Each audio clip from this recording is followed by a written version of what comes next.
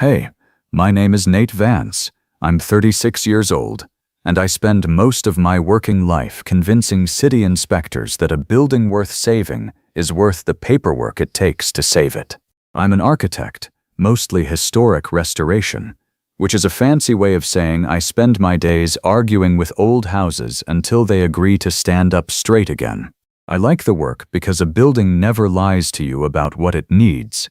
It just sits there being honest about its own cracked foundation until somebody's willing to look closely enough to fix it. Most nights, I already know how they'll go before they start. That Friday didn't feel any different, loading Poppy into the truck. The fall festival at Brookhaven Elementary ran from 6 to 8. String lights strung between the oaks in the side lot. The smell of a bonfire and kettle corn thick enough to taste before we even parked. Somebody's portable speaker playing something with a banjo in it from over by the cider stand. I was 20 minutes late because a client call ran long, and Poppy had that particular 6-year-old silence in the back seat that meant she'd decided to be disappointed in me and hadn't figured out yet whether to say so. "I'm sorry, Bug," I said. "I know," she said, in a voice that forgave me and punished me in the same 3 words.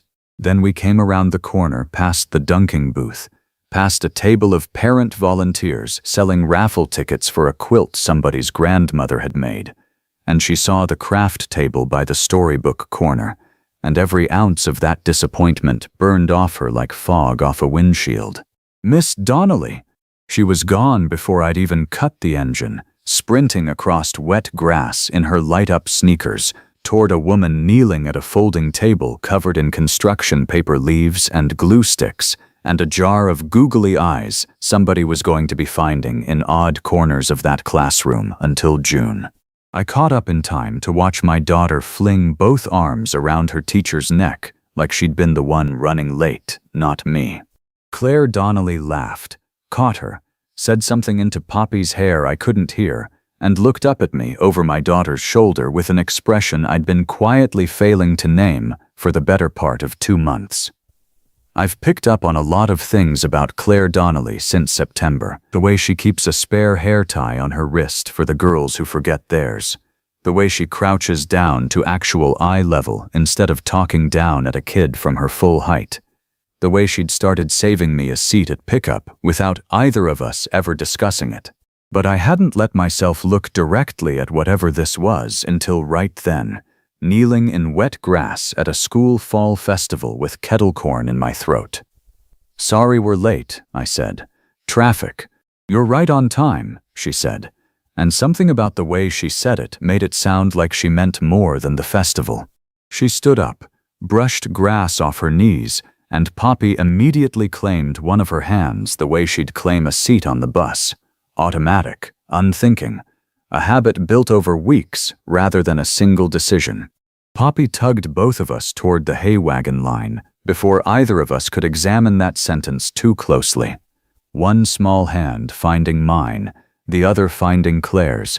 Like this was simply how the 3 of us moved through the world now. We stood in that line for 20 minutes, Poppy narrating the entire plot of a book Claire had read to the class that week.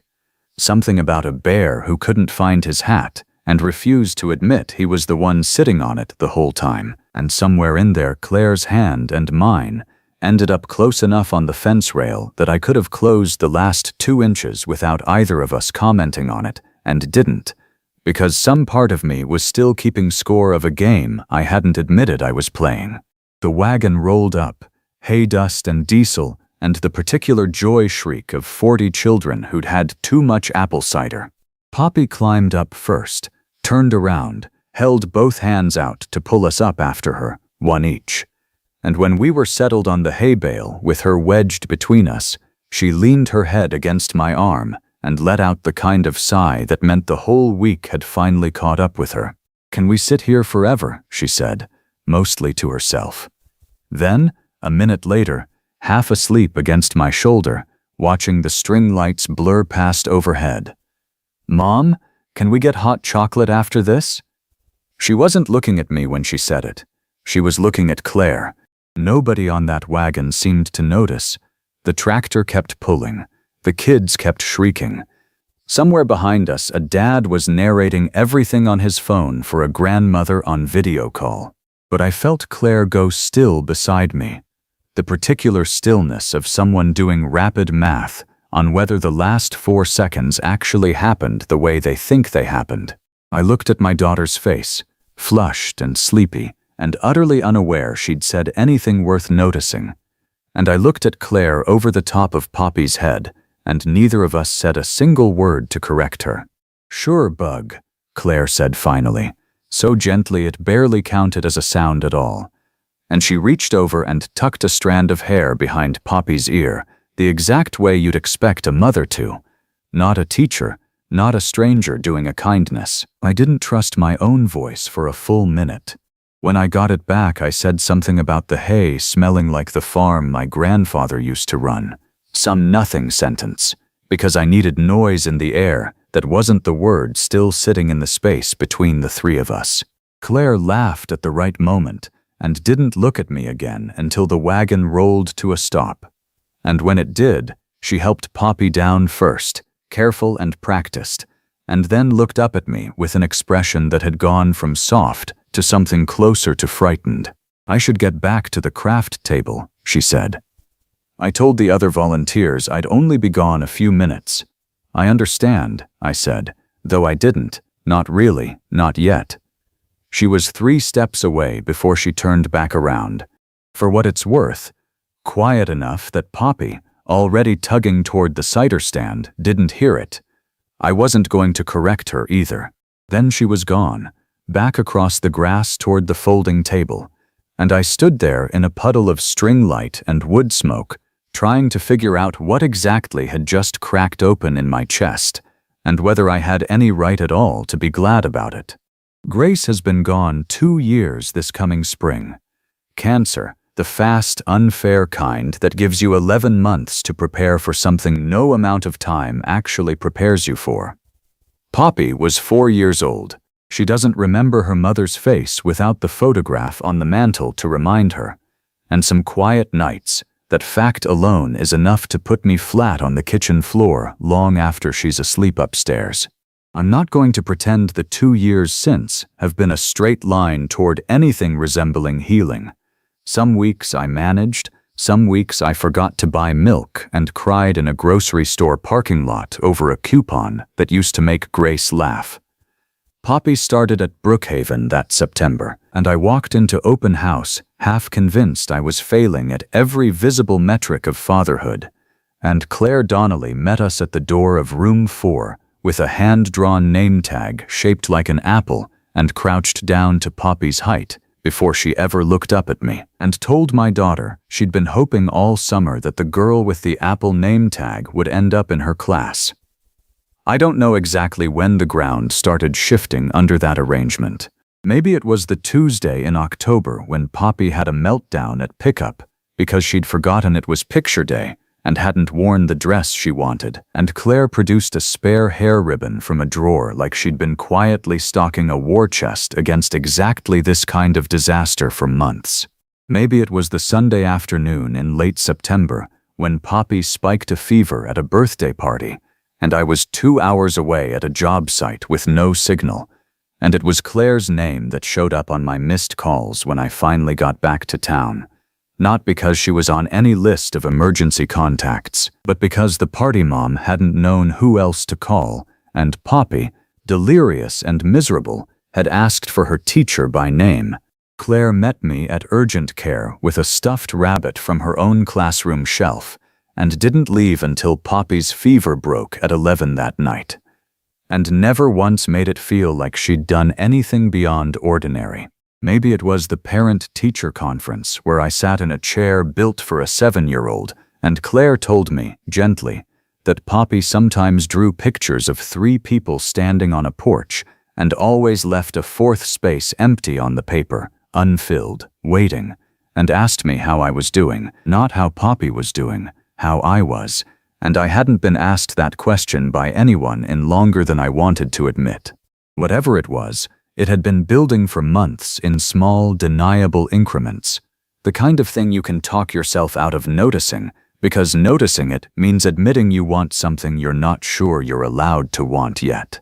There was the late September afternoon I showed up to chaperone a field trip to the fire station and ended up standing next to Claire at the back of the group, while 36-year-olds asked a very patient firefighter the same question 4 different ways, and she leaned over and murmured a joke about the firefighter's mustache that made me laugh so hard I had to turn it into a cough. And she looked so pleased with herself about it that I spent the rest of the trip finding reasons to stand near the back of the group again. She told me once, in passing, waiting for the last stragglers to get picked up on a Thursday, that she'd become a teacher because her own mother had raised 4 kids alone after her father left, and somebody's 2nd grade teacher had been the one steady adult in the wreckage of that particular year, and Claire had spent her whole adult life trying to be that for somebody else's kid, never expecting it might eventually mean falling for the parent too. I didn't understand yet how much that story explained about the careful distance she kept. How a woman who'd built her whole life around being the reliable adult in a shaky household might be the last person willing to risk becoming the reason a household got shaky again. Anyone who has ever tried to build a new life in the same house where an old one ended knows how careful you have to be about which walls you let yourself lean on. I didn't sleep much that Friday night. Poppy was out cold by 8:30, hay dust still in her hair, and I sat at the kitchen table with a beer I didn't finish, replaying one 4-second stretch of Hay Wagon on a loop until it stopped making sense as language at all. My phone buzzed around 9. Marjorie, Grace's mother, calls most Fridays, a standing ritual neither of us has ever named out loud, and most weeks I look forward to it. Her voice is the closest thing I have left to hearing Grace's own. That night I let it ring twice before I picked up, because some part of me was afraid she'd be able to hear whatever had happened on that hay wagon still sitting in my voice. "How was the festival?" she asked, and I said fine, good, Poppy had a great time, and Marjorie, who raised Grace and therefore knows exactly what I sound like when I'm editing myself, went quiet in a specific way that meant she'd already caught something. "You sound different," she said. "I'm tired," I said. "It's been a long week." "Nate," she said, in the tone she uses when she already knows the answer and is only asking to see if I'll be honest with her. "Did something happen tonight?" I told her nothing happened. Technically true. A 6-year-old's word choice on a hay wagon isn't an event, and Marjorie let the lie sit in the silence long enough that I understood she'd allow me to keep it for 1 more week if I needed to. But not longer than that. She let that sit for a second longer than comfortable. "Frank and I were talking," she said, meaning her husband, meaning this had been discussed at their kitchen table before it ever reached mine. "We were thinking maybe Poppy could stay with us next weekend. Give you a little time to yourself." I told her that sounded nice, and meant it, and also heard, underneath it, the shape of something Marjorie hadn't said outright yet. A kind of watchfulness that had been creeping into her voice for a few months now, ever since I'd mentioned Poppy's teacher by name 1 too many times over Sunday dinner. We hung up without either of us saying the actual thing sitting between us, which seemed to be becoming the theme of my entire week. And I sat at that kitchen table a long while after, listening to the house tick and settle around me the way old houses do. Like it too was waiting to see what I'd decide to do with all this quiet.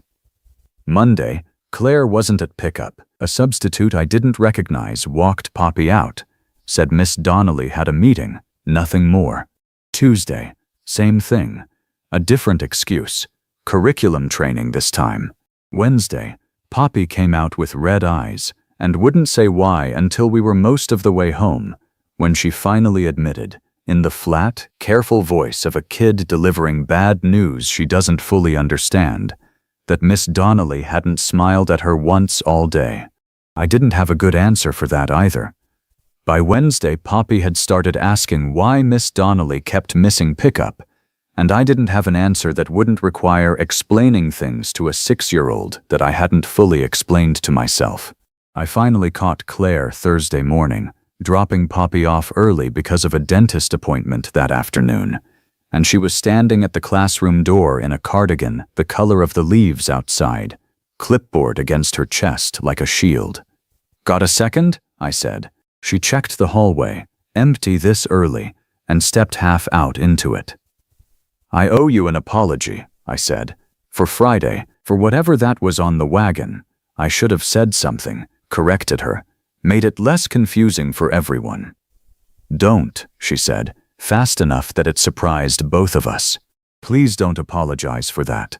It's not that I didn't want it to happen. That's exactly the problem." I asked her what she meant. She looked down the hallway again, checking for nobody, buying herself a second. "I've been offered a position in Ohio," she said, "assistant principal, at a school 20 minutes from my mother's house." She had a bad fall in August. "I've been going back and forth every other weekend since, and I can't keep doing that indefinitely, and they need an answer by next Monday." I stood there doing the same rapid math Claire had been doing on that hay wagon. 4 days, this coming Monday. Less time than it takes most people to decide on a couch. "Monday," I repeated, "as in this Monday. As in 4 days from now you might be gone by Christmas. And I found out because I happened to catch you in a hallway before a dentist appointment." "That's not fair to say to you," she said. "And it isn't fair, and I know that, but I also can't keep pretending Friday didn't happen while I'm trying to make the responsible decision here. The one that doesn't involve getting attached to a child I'm supposed to be professionally objective about. Or her father, who I am extremely not supposed to be thinking about the way I've apparently been thinking about him since October." She said the last part fast, like ripping tape off skin, and then looked immediately like she wished the hallway had swallowed her whole. I didn't say anything for a second, because 10 different sentences arrived at once, and none of them felt like the right one to lead with. "Since October," I said, mostly to myself, doing math of my own. "That's a long time to keep something like that folded up small enough to fit in a hallway." "Longer than I'm proud of," she said.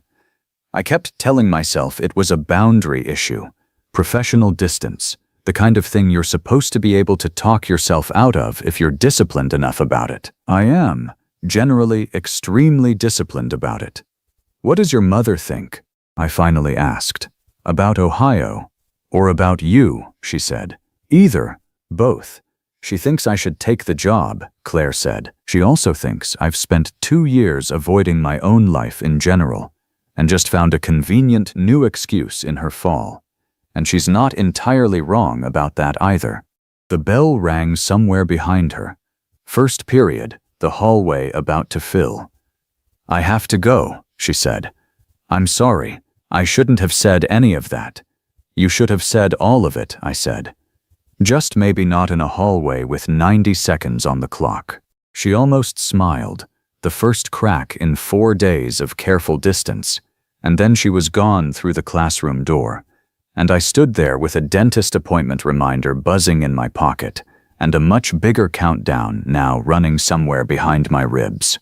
I told Marjorie everything that Thursday night, mostly because Poppy fell asleep at her house watching a movie, and I ended up sitting in Marjorie's kitchen waiting to carry her home, and 2 glasses of the wine Frank keeps for company loosened something in my chest that 4 days of silence hadn't managed to shake free. Marjorie listened without interrupting, which from her is its own kind of alarm bell, her hands wrapped around a mug of tea she never once lifted to drink.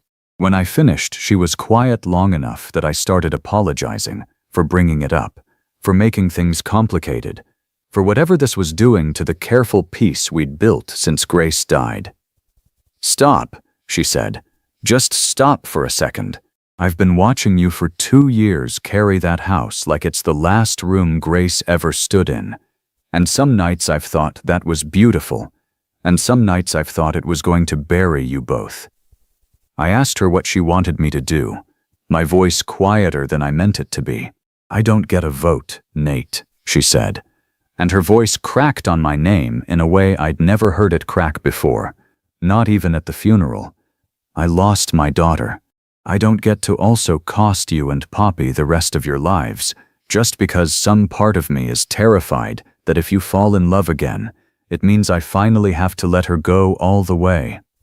I asked her, as gently as I knew how, whether that was really what she thought loving someone new would mean.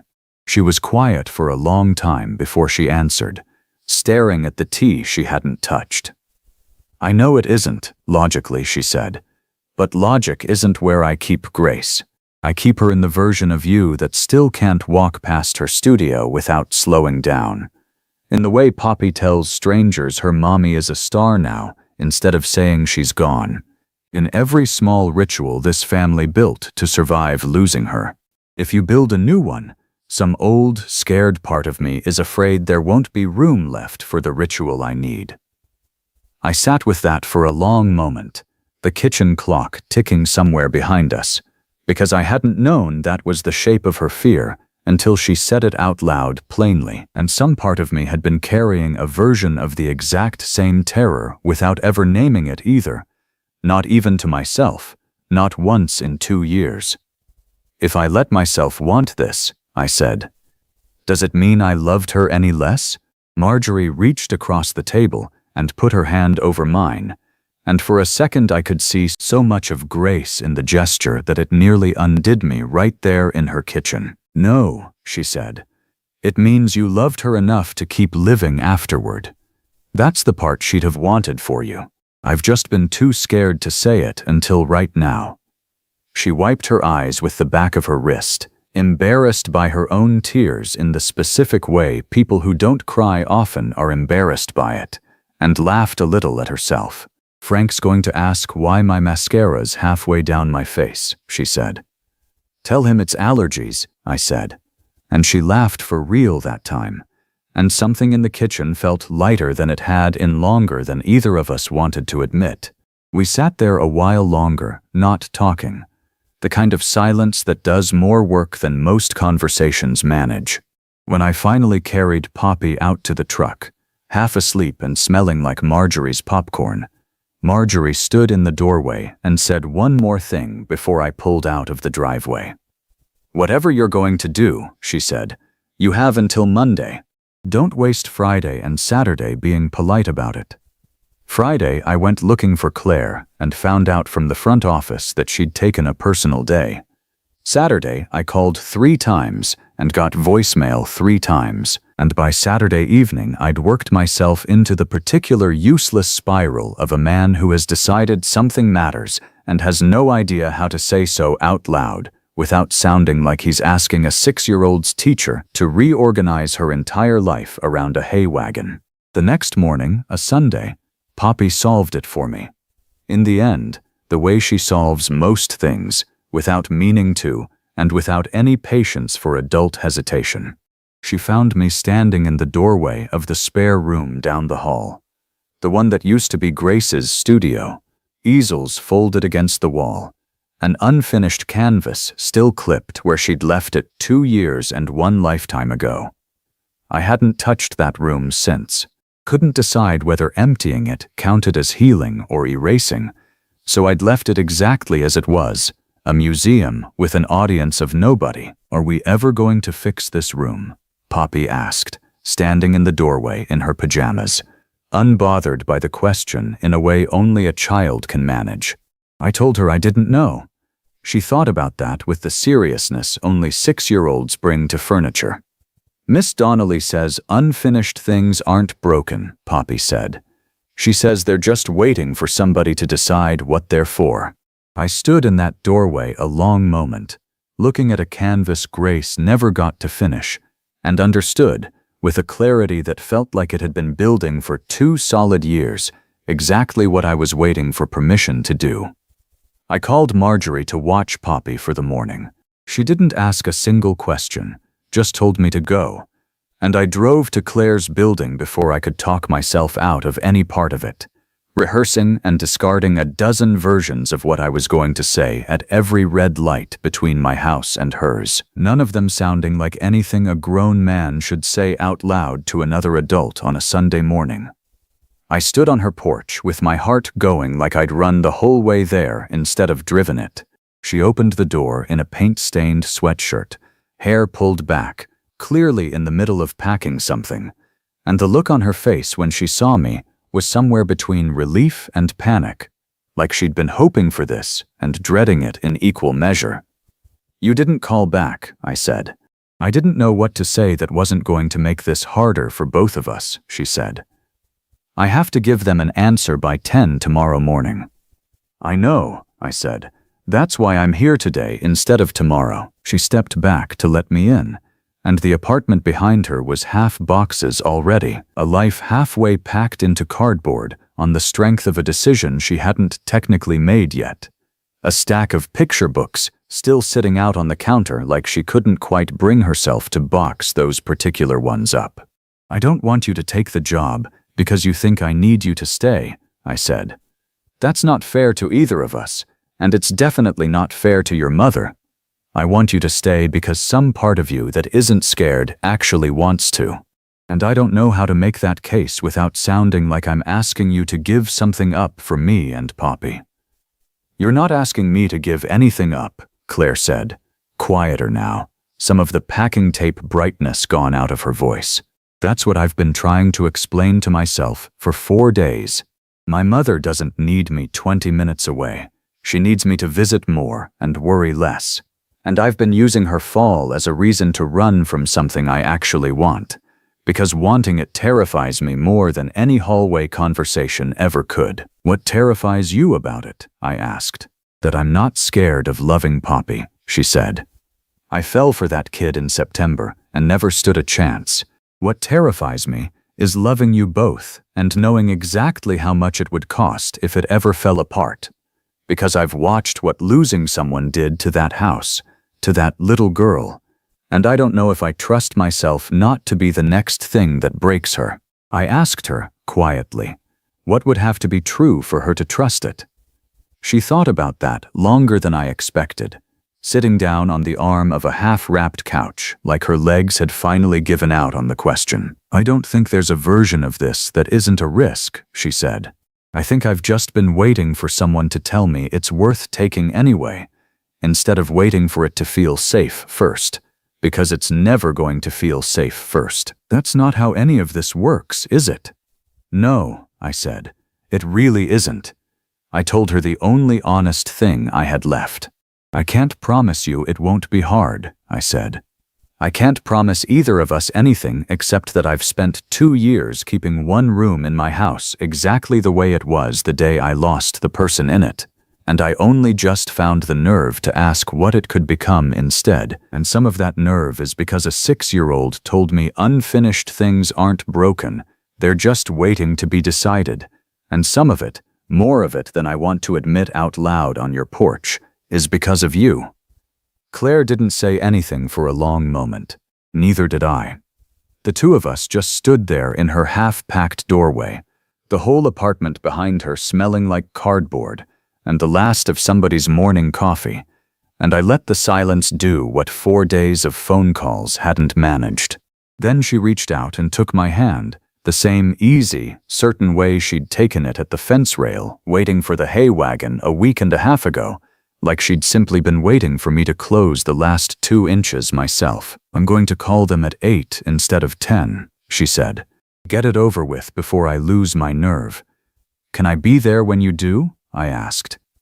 She looked at me for a long moment, something settling behind her eyes that hadn't been settled in 4 days, maybe longer. "Only if you bring Poppy," she said. "She should probably know what we decided before the rest of the school does." Monday morning I brought Poppy over before school, still in her pajamas, clutching the stuffed rabbit Claire had brought her at urgent care back in September, because she'd insisted it needed to be there for whatever this was. Claire sat on the arm of her half-packed couch, with her phone in both hands like it might go off on its own if she looked away from it. And at 8 exactly, she called. I couldn't hear the other end of it, just Claire's half of the conversation. "Thank you so much for the opportunity. I've thought about it very carefully. I've decided to stay in Asheville." Her voice only wobbled once, on the word decided, and I watched her steady it back out before the sentence finished. When she hung up, she sat there for a second, like she wasn't sure the decision was real until she'd said it out loud to someone who could hold her to it. Poppy, who had been half listening while systematically dismantling a box of unopened granola bars, looked up at exactly the right moment. "Does this mean you're not moving away?" she asked, with the direct, unbothered clarity 6-year-olds specialize in. "That's exactly what it means," Claire said. Poppy considered this with the same gravity she'd brought to the question of the unfinished room, then nodded once, satisfied, like an executive closing a meeting. "Good," she said. "I already told everyone in my class you were staying, before you even said yes, so it's a good thing you did." I asked her when exactly she'd told her whole class that. "Last week," she said, entirely unbothered, like the outcome had simply never been in doubt as far as she was concerned. And then, because 6-year-olds do not linger on emotional milestones any longer than necessary, she asked if we could get pancakes to celebrate. And just like that, the heaviest morning of my year turned into a booth at the diner on Charlotte Street, with strawberry syrup on my daughter's chin, and Claire's foot resting against mine under the table like it had always belonged there. Her mother, when Claire called to tell her later that week, cried for a different reason than the one Claire had braced for, relief instead of disappointment, and 2 weeks later announced she was thinking about moving to Asheville herself, closer to her daughter, closer to a granddaughter she hadn't technically been given yet, but had already started buying birthday presents for. Marjorie came to dinner that following Sunday, the first time she'd sat at a table with Claire in it, nervous in a way I'd never seen her before the appetizers were even cleared. And by dessert, the two of them were trading stories about me that I hadn't authorized either of them to know. Poppy finished the room down the hall herself, over a long Saturday afternoon, with Claire's help and my mostly useless supervision.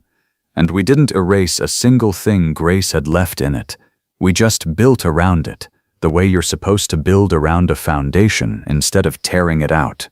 It's a reading nook now, Grace's unfinished canvas still on the wall where she left it, a new rug, a second-hand armchair Claire found at an estate sale, and most evenings you'll find Poppy in there with a book and, more often than not, both of us.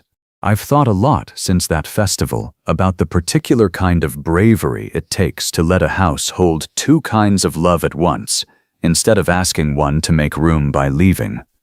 Grief doesn't actually take up less space once you let something new in beside it. It just stops being the only thing in the room. 3 weeks after that Monday, Poppy stood in the kitchen doorway in her pajamas, bare feet on the cold floor, watching Claire flip pancakes at a stove that had sat mostly cold for 2 years, and said the word again.